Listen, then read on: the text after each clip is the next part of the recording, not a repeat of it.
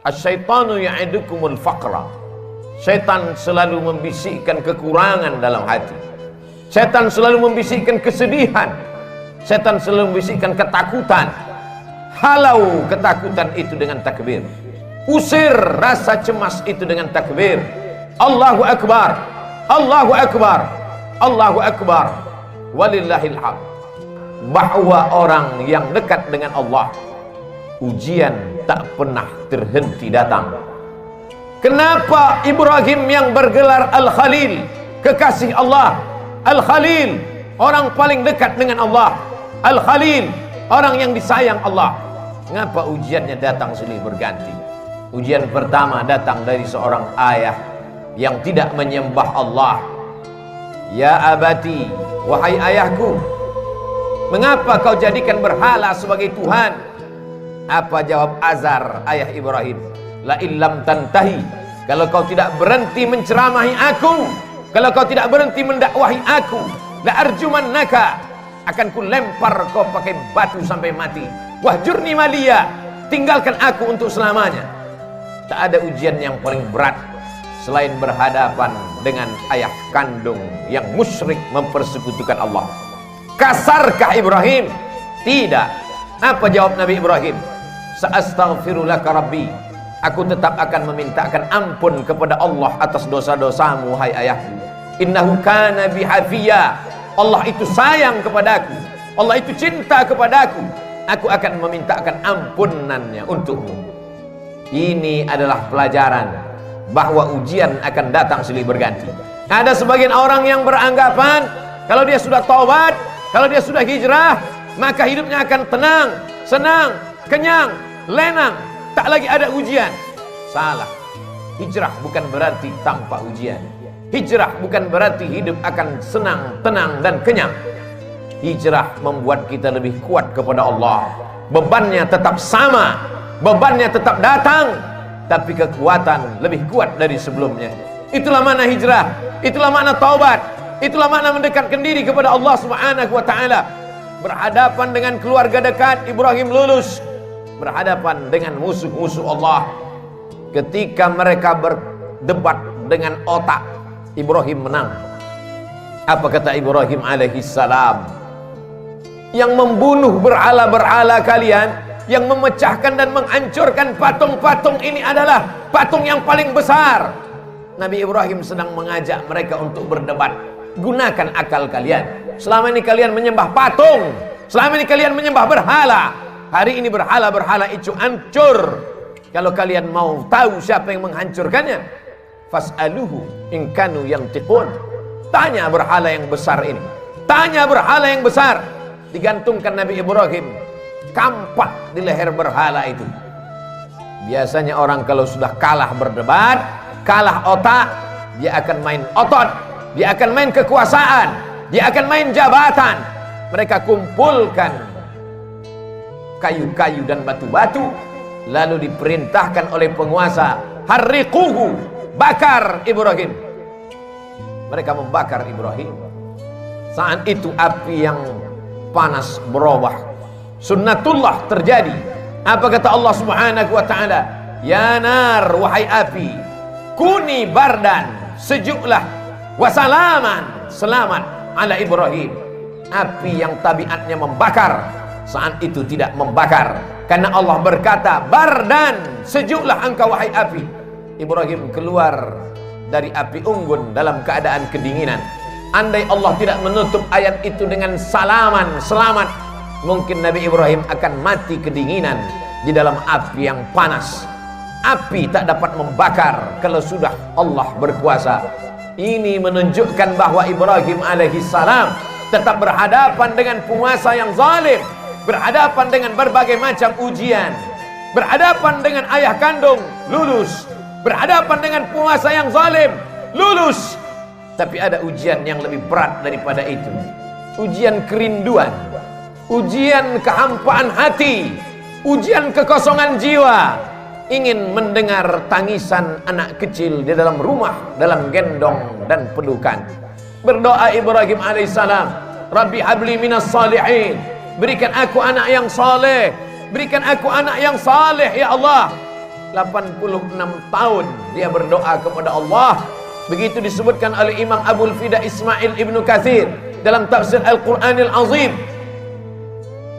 Adakah hari ini orang yang berdoa, sudah sholat, sudah tahajud, sudah berinfak, sudah bersedekah, mengapa Allah tidak mengabulkan doa saya?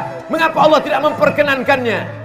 Hari ini kisah Nabi Ibrahim mengingatkan kita kembali, sesungguhnya tak sulit bagi Allah untuk memberikan yang kau cintai, yang kau sayangi, yang kau harap-harapkan. Tapi Allah ingin kau merintih di tengah malam dalam doamu. Allah ingin melihat kau bermunajat dengan tetesan air matamu. Allah ingin kau berdoa. Allah ingin kau berikan segalanya kepada Allah. Allah maha cemburu. Allah tak ingin kau berbagi dengan yang lain.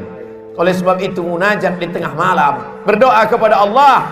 Sesungguhnya Allah ingin meningkatkan derajat, menghapuskan doa, menghapuskan dosa dengan doa-doa dan permintaan seorang hamba. Aqrabu ma yakunul 'abdu min rabbih, seorang hamba paling dekat dengan Allah wa huwa sajid, ketika dia sedang bersujud. Fa aksiru fihi du'a, perbanyaklah doa. Pesan pertama dari kehidupan Nabi Ibrahim, bahwa hidup tak pernah lepas dari ujian. Hari ini kita sedang menghadapi ujian besar. Saudara-saudaraku yang kena PHK, saudara-saudaraku yang kesulitan dalam mencari nafkah, sesungguhnya ujian itu tetap datang silih berganti. Allah hanya ingin melihat perut itu kosong dari materi, sehingga kalau perut kosong, hati penuh, besarkan Allah. Allahu Akbar, Allahu Akbar, Allahu Akbar, walillahil hamd. La ilaha illallah, Allahu Akbar, walillahil hamd. Besarkan Allah dalam hatimu, supaya dunia ini kecil dalam pandangan matamu. Besarkan Allah dalam jiwamu, supaya kau melihat ujian itu kecil. Dunia ini tak sampai setengah sayap nyamuk, saudaraku. Dunia ini tak sampai setengah sayap nyamuk. Oleh sebab itu, man arafat dunia hanat alaih, siapa yang tahu hakikat dunia, maka ringan dunia ini baginya. Allahumma la taj'alid dunya akbar hammina wala mablagha ilmina. Jangan jadikan dunia ini cita-cita terbesar kami, ya Allah. Jangan jadikan dunia ini harga terhadap ilmu kami. Dunia hanyalah jembatan menuju akhirat. Ad-dunya balaghun ilal akhirah. Kalau ditakdirkan Allah kita masih menikmati dunia ini sampai besok pagi, jadikan dunia ini sebagai amal saleh. Tapi kalau dunia ini hanya berakhir sampai nanti malam, berarti husnuzan. Allah ingin membuat kita berhenti daripada dosa. Itulah mengapa Nabi Ibrahim disebut 4 kali sehari semalam dalam satu salat 2 rakaat. Bagaimana dengan 4 rakaat? Bagaimana dengan yang lain? Bagaimana dengan salat sunat? Kama sallaita ala Ibrahim wa ala ali Ibrahim, kama barakta ala Ibrahim wa ala ali Ibrahim. Supaya kita mengingat ujian kita ini belum ada apa-apanya. Ujian kita ini belum ada sebesar ujung kuku kelingking Ibrahim alaihissalam. Maka ketika kita membandingkan hidup kita dengan Ibrahim, ringanlah terasa. Keluarlah dari mulut alhamdulillah, keluarlah dari mulut subhanallah. Yang keluar bukan caci maki dan sumpah serapah. Pelajaran pertama, bandingkan diri kita dengan ujian Nabi Ibrahim alaihissalam. Pelajaran yang kedua, bahwa tak ada tempat meminta kecuali kepada Allah. Tak ada tempat berharap kecuali kepada Allah. Gantungkan harapan kepada Allah. La ta'khudhuhu sinatun wala naum. Dia tak mengantuk, dia tak tidur. Jangan gantungkan harapan kepada manusia. Hari ini menjadi kawan, besok berubah menjadi lawan. Jangan gantungkan harapan kepada benda. Benda akan binasa. Jangan gantungkan harapan kepada kuasa. Kuasa akan sirna. Gantungkanlah kepada Dia. Siapa Dia? Allah. Adakah Tuhan selain Dia? La ilaha illa huwa. Hidupkah Dia? Dia tidak hanya hidup, Dia maha hidup. Al-Hayyu.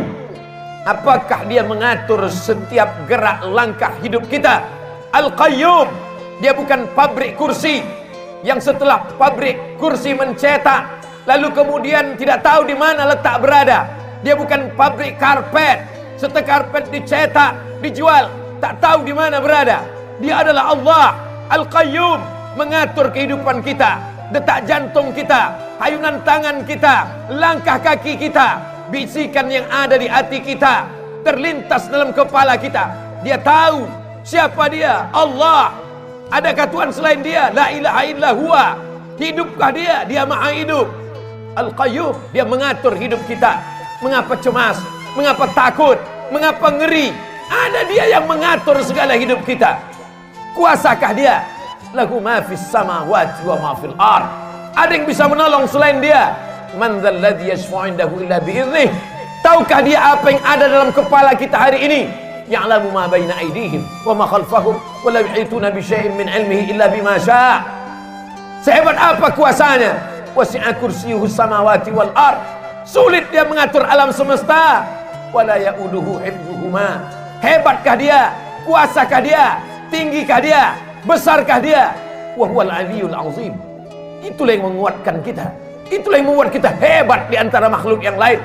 Kalaulah manusia itu hebat karena besarnya, tentu lebih besar sapi yang ada di depan kita, tapi kita akan menyembelih dia.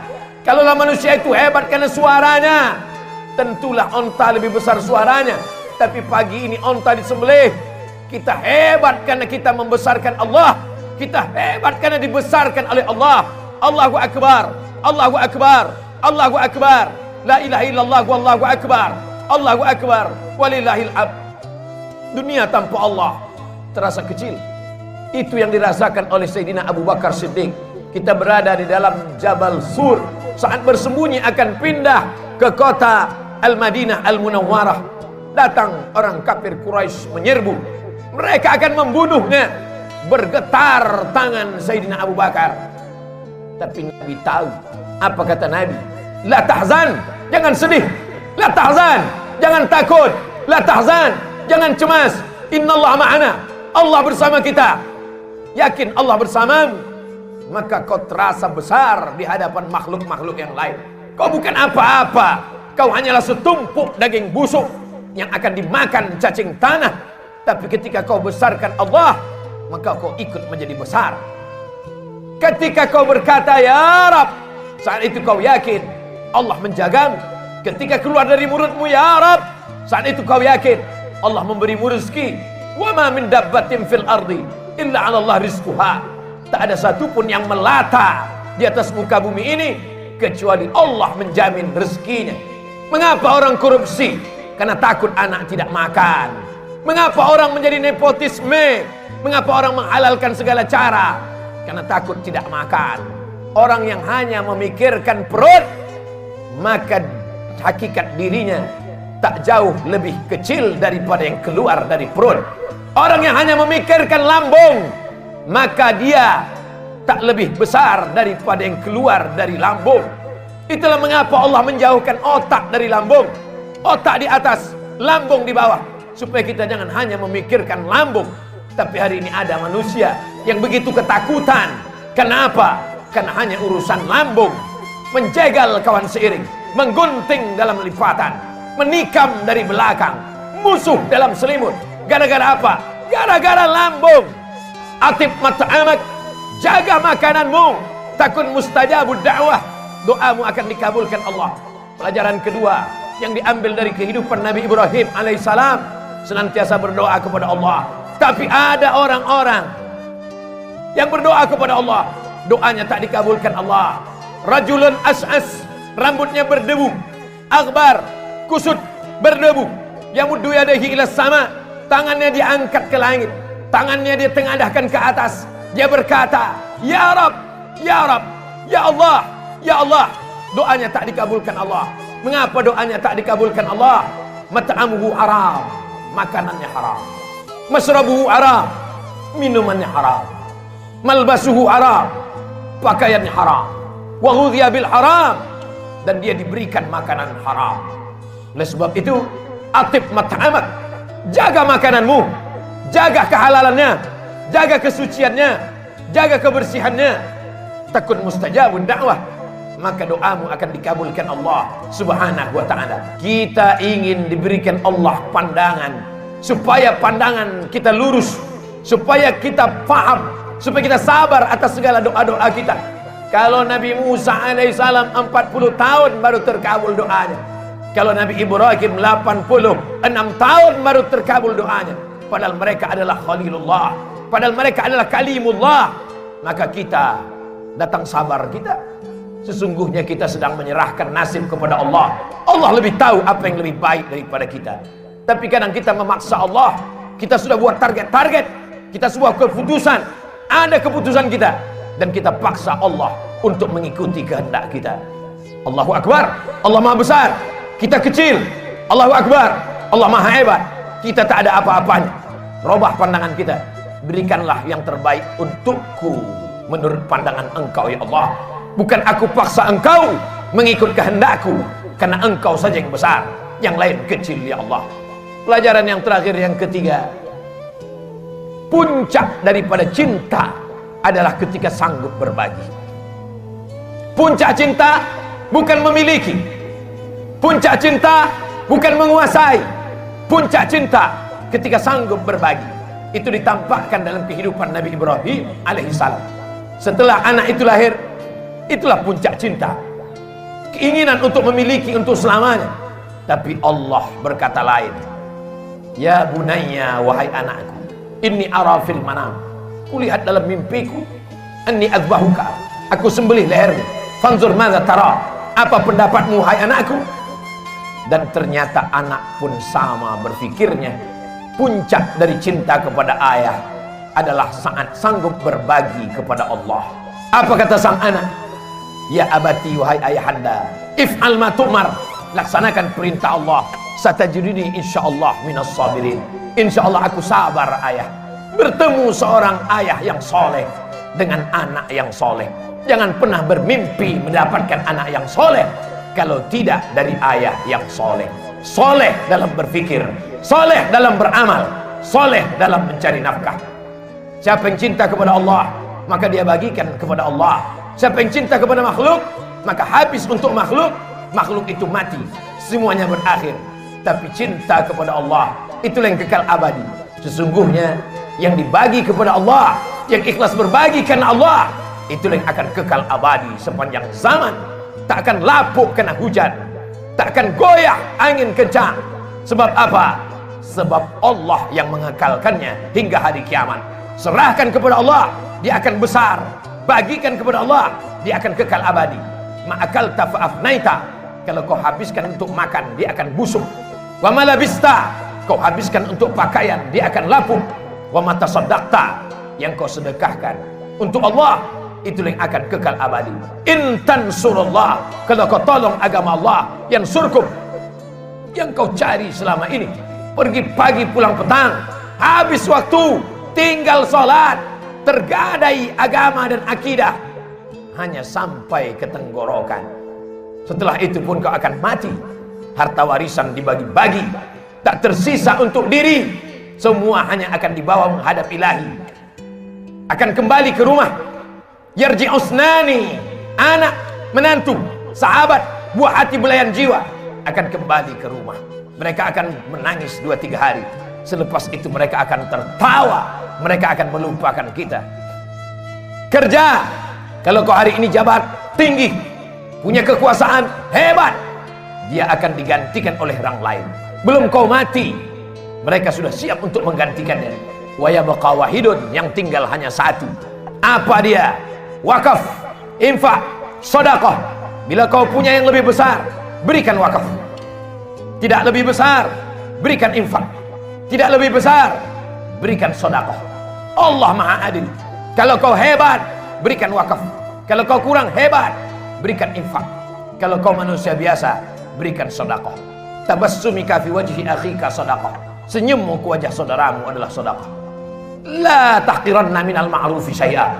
Jangan sepelekan perkara walaupun kecil. An tulqiya akhaka biwajhin talqin. Hanya sekedar menghadapi orang dengan wajah yang cerah. Itulah yang akan dikenang orang sepanjang zaman. Dari abad berabad, dari zaman berzaman, tak akan dilupakan orang. Masih ingat orang dengan senyummu. Saat kau mati dimakan cacing tanah, masih didoakannya. Masih didoakannya saat dia lewat di makammu. Masih sempat mulutnya berkata, Assalamualaikum ya ahlal diyar minal mu'minin, wa inna insyaallah bikum lahiqun. Yarhamullahul mustaqimin wal mustakhirin. Nas'alullah lana wa lakumul afiyah. Tapi kalau kau sombong, kalau kau angkuh, itu juga akan dikenang orang. Itu juga akan diingat oleh orang sepanjang zaman. itulah orang yang sombong, itulah orang yang angkuh, itulah orang yang paling merasa tinggi hati. Oleh sebab itu, bukti kau rendah hati kepada Allah, berinfak, berwakaf dan bersedekah. Bukti kau rendah hati, tawadhu kepada manusia, berhadapanlah dengan orang dengan tatapan yang baik, dengan cakap yang baik, dengan perbuatan yang baik.